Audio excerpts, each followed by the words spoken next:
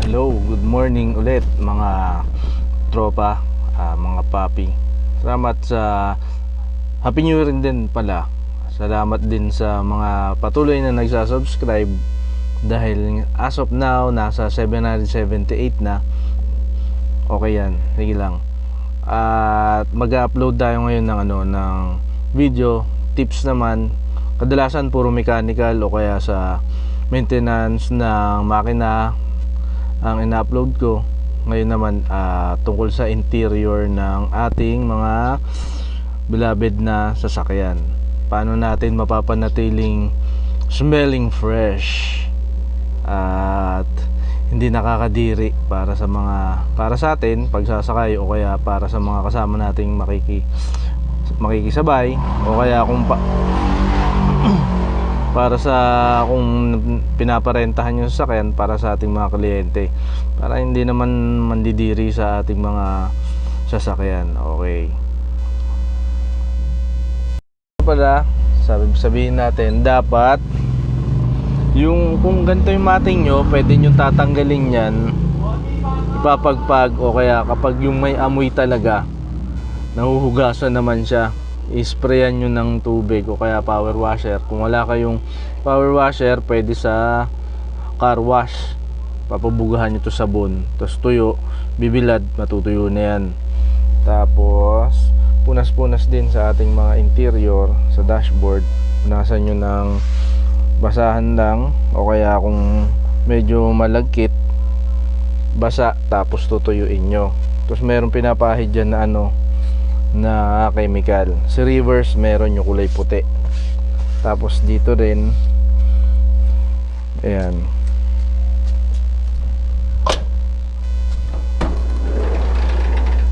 tapos sa carpet pwede nyo ring i-vacuum. Ayan, mamaya magpapalit nga pala ako ng seat cover puti, tingnan natin kung babagay. Yeah.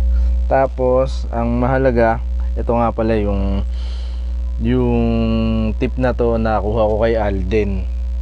Kailangan natin ng bottle sprayer. Lagyan nyo ng Joy tuloy, fabric conditioner with antibac. Ayan, singit ko yung video kung paano ko nilagay. Tsaka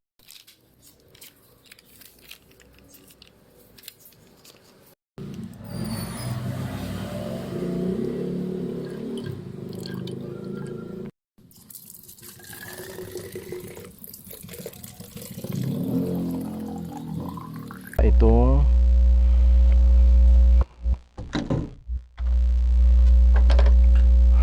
mahalaga, uling, para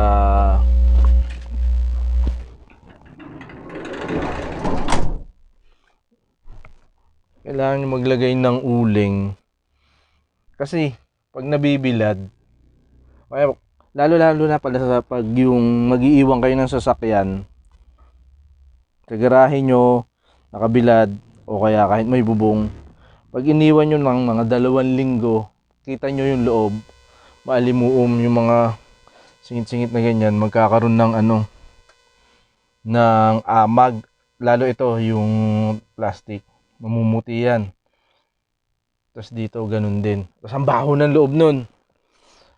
Para hindi mangyari, maiwasan natin, lagay ko ng uling lang, simpleng uling lang.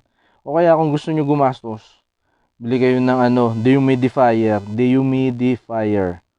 na sa Blade meron, o kaya sa Handyman, sa Ace, yun. Lagay nyo lang siya dyan, mag-a-absorb siya ng moisture para hindi magkaroon ng abang yung loob, hindi amagin yung loob nyo, hindi mamamaho, kaya always smelling fresh. Tapos nga pala, makakatulong din kung ito, binili ko kay Kosya, ayan, air Spencer. Kung anong type nyong amoy para sa air freshener ng inyong sasakyan. Meron din isa, yung California Zen. Type ko yung amoy nito eh. Yan. California Zen. Baka naman. O kaya si ano. Si Kosha, mayroon nasa TikTok din yun eh. Kaya may ano din ako doon. Nakakomisyon din ako nung nakabenta ako. Spray nyo lang ganyan.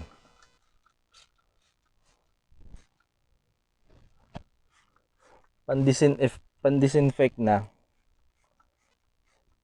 Babango pa yung ano. Babango pa yung loob ng inyong sasakyan. So, yun. Kung gusto yung subukan yung mga tips na binigay ko, okay. Kung hindi naman, okay din. Basta manood kayo, okay, like nyo yung video ko. Pwede rin subscribe kayo. Yeah. Okay, thank you. Kaya, yun lang. Kaya, ayos na yan. Para maging kaaya-aya ang loob nating sasakyan. Yun lang yung mga tips natin. Yung